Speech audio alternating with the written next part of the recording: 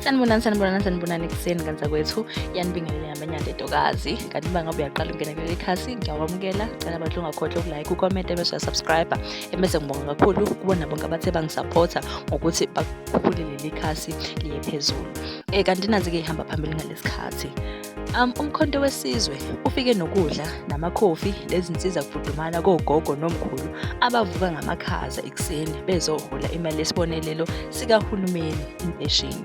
Kanti-ke umkhonto uvakashele izikhungo zokuhola ngenhloso yokulekelela ogogo. Lithi-ke leli qembu izalukazi namakhehla angeke zisaphinde ziwezwe amakhaza kanye nendlala. Zisalindile kolayini abade zilinde imali yokuhola, zilinde isibonelelo sikahulumeni, imali yempesheni.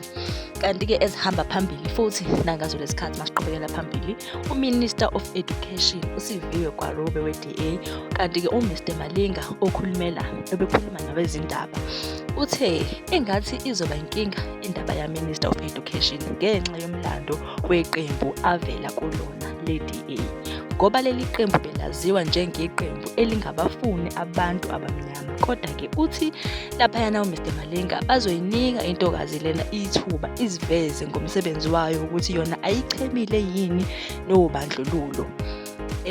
Ithi-ke laphayana uMr Malinga bazomnika ithuba ukuthi azikhombise ukuthi uzosebenza kahle yini kulesi sikhundla abekwe kusona se-basic education. And kuyavela laphayana ukuthi uMiss Siviwe Gwarube akakazi abe uthisha ngaphambilini.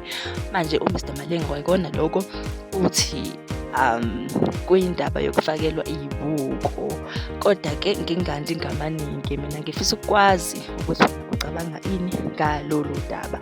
Uqhube wathi uMr Malinga ufisa ukuthi basebenzisane kahle nale ntokazi njengoba ade besebenzisene kahle nomama u-Angie laphayana bekade Minister of Education, bese besebenzisene kahle kakhulu no-Angie. Uthi ufisa ukuthi nale ntokazi engenayo njengamanje isebenzisane kahle nabo, isiphathe kahle lesikhundla, abafundi bangafundi ngaphansi kwengcindezelo.